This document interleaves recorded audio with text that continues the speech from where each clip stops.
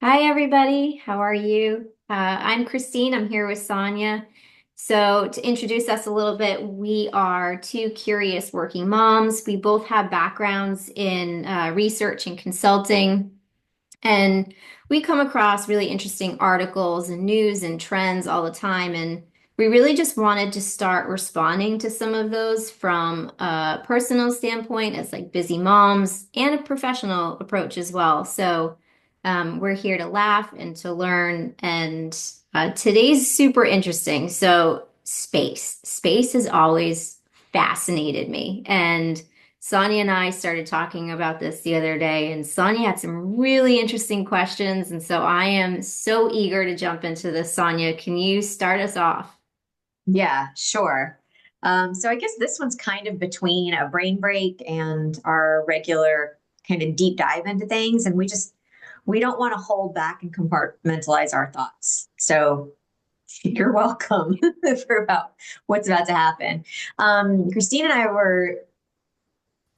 we actually often compare our own childhoods to the childhoods that our kids are experiencing. And we talk about some of the things that they ask us and that they've been learning in school, they get fascinated by, and they drop these little bits of info in our lap, and it makes us go back. And one of them happened to me. Uh, I'm probably the last person on the face of the earth to see the movie Apollo 13. And it happened because my son has been learning about this mission in school and wanted to tell me like who was in it and what happened and how exciting it was.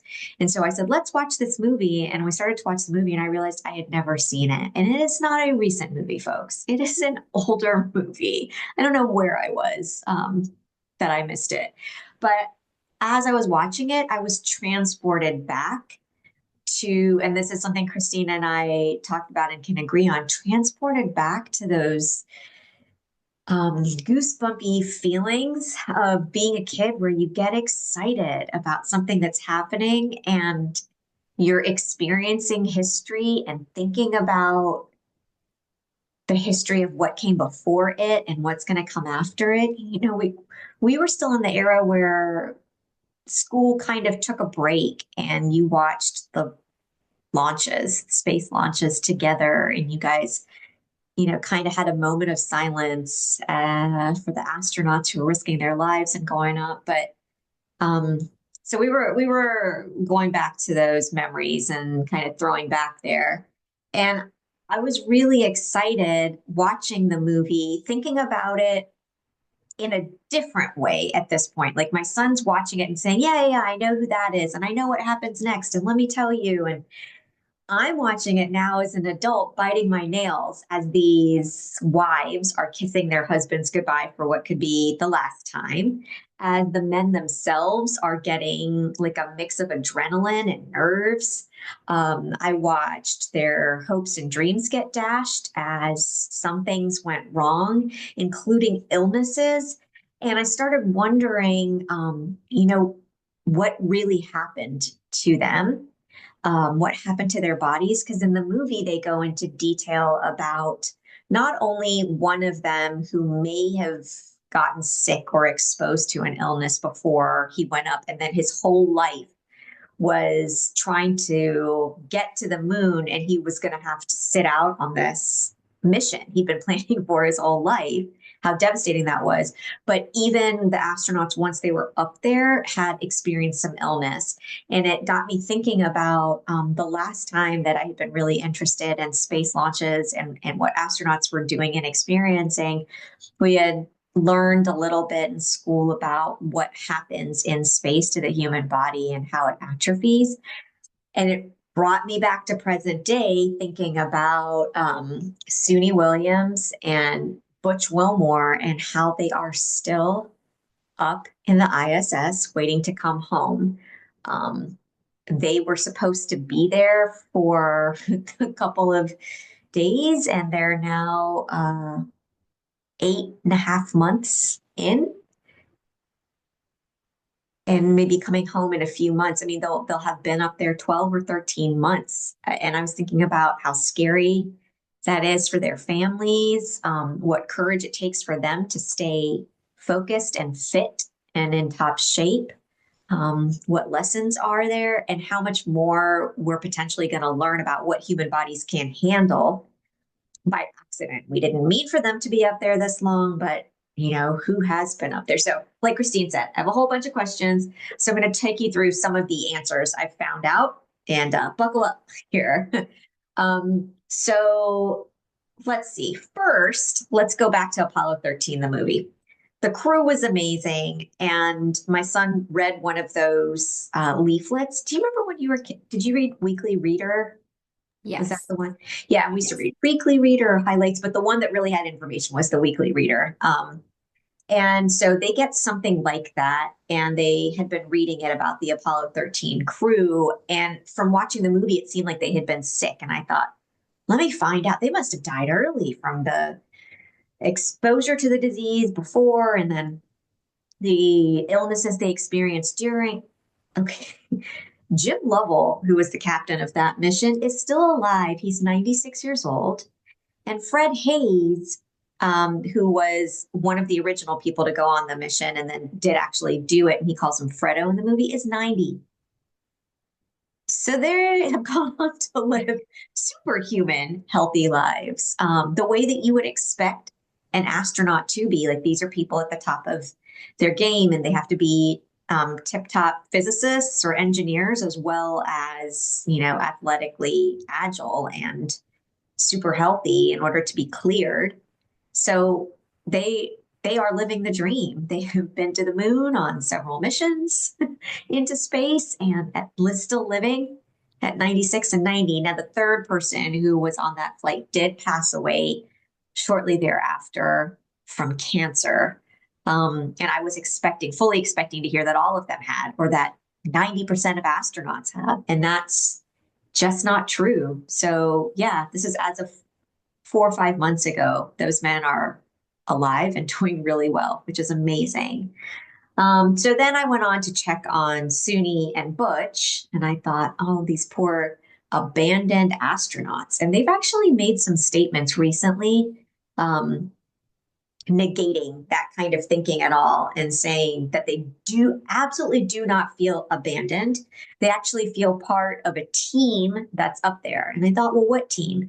Well, it turns out that they're on the ISS, which still has astronauts from other parts of the world, namely Russian cosmonauts up there.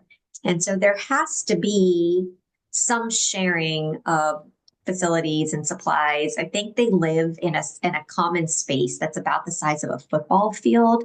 I think I read something like that. Either the whole ISS is that big, or there's this one common space where everything happens and it's the size of a football field. So it actually takes a lot of people to maintain it. So it seems like people are happy to have the extra hands up there.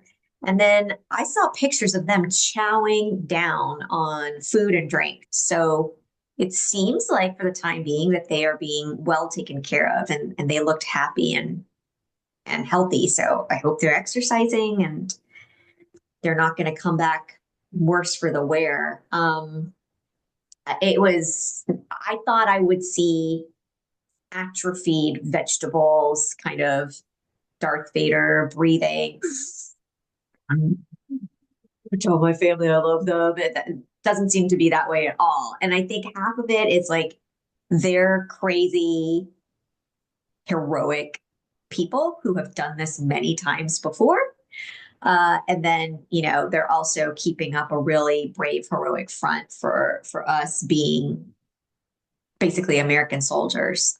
So I thought that was pretty great. So that put my mind to rest. So then I went back to the original question I had about,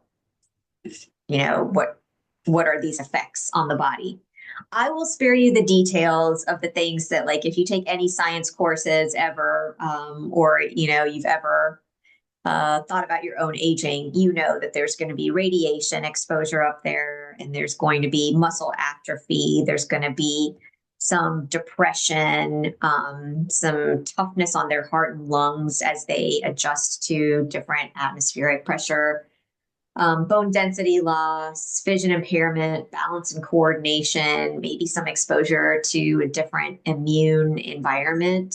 Um, okay, like we know those things. So I won't go into the details there, but It turns out that there is cooperation between some agencies in learning about and sharing, what does happen to the body. So NASA and the European Space Agency together it's called the ESA, the European Space Agency. They conduct research to better understand effects and develop countermeasures, the way that you might try to build up extra muscle if you know that you were going into an area where you were going to atrophy. And so it includes everything from better exercise equipment to radiation shielding technologies, biological and pharmacological interventions to mitigate long-term health risks.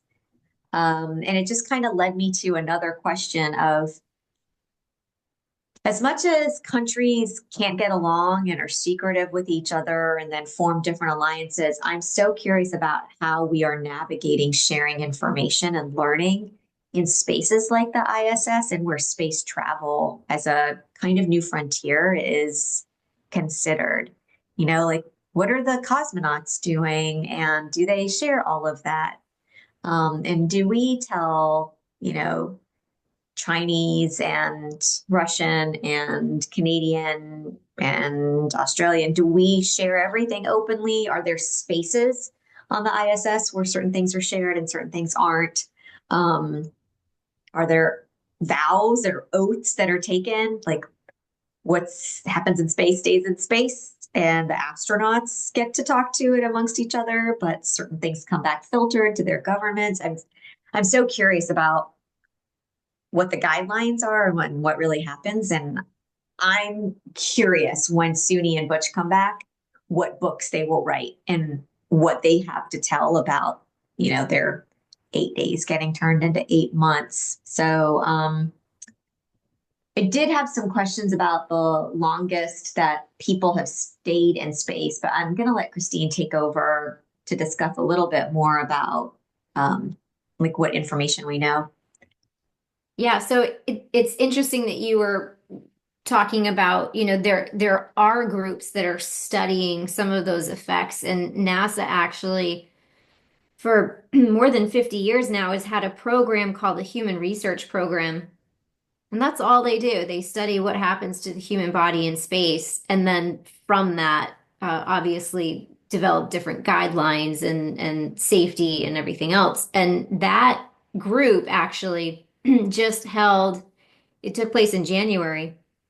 So last month, they just held a workshop, an investigators workshop. And at that workshop, they invite some of the smartest minds there are from different fields to come together, hear what's actually being studied, hear what the results are, and kind of develop new innovative solutions to how people can survive better and thrive better in space. So, um, it's a really interesting program. It's going to affect future travel, like to Mars, which obviously got my mind thinking about. I had seen this series that was saying, if we travel to not Mars, but past Mars, further than that, um, time is different.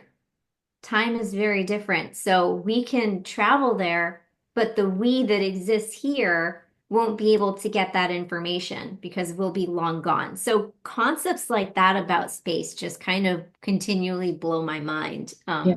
So I'm so excited that there's new space programs and that people are still fascinated. There's still space exploration going on. But to keep everybody safe, obviously these programs are super important.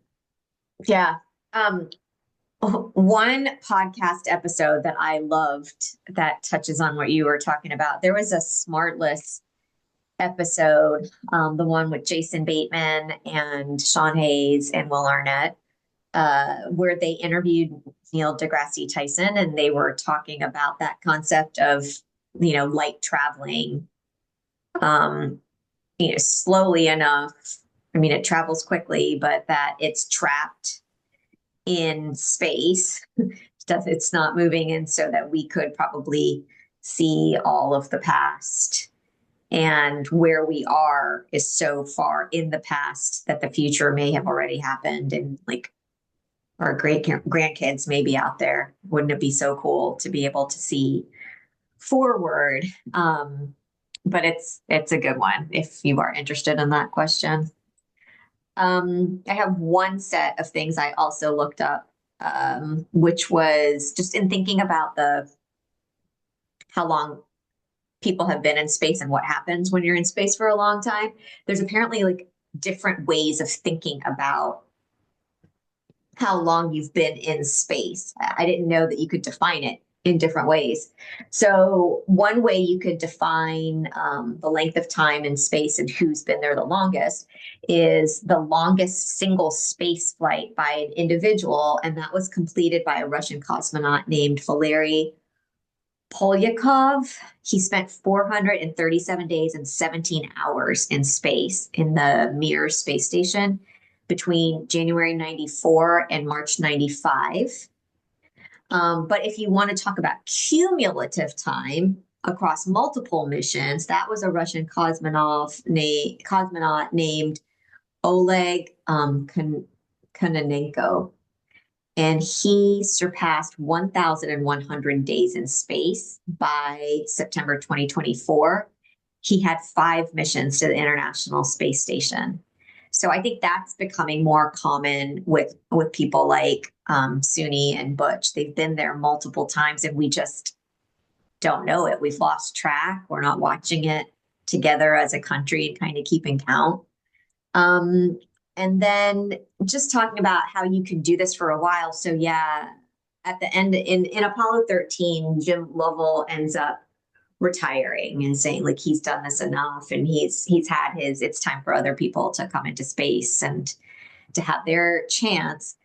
John Glenn flew into space at the age of 77 and he died at 95 of natural causes. So no direct link was established between his death and space travel. So I guess kiddies, like the lesson is don't be afraid, too afraid of space travel. I mean, I know these people have to be, like I said, top shape, and they're also being looked after by top scientists um, before, during, and after, but it just seems pretty promising. In my mind, I had just thought it was like radiation and cancer and duh, they must, like there's a high rate of cancer in firefighters from all the carcinogens that they breathe in their line of duty. And I just kind of assumed it was similar, and it doesn't quite seem that way. So, yeah, space travel may be more promising than we think. Wouldn't that be fun? Wouldn't it be fun someday to just all be space travelers? Yeah. Yeah. Like living out a childhood dream.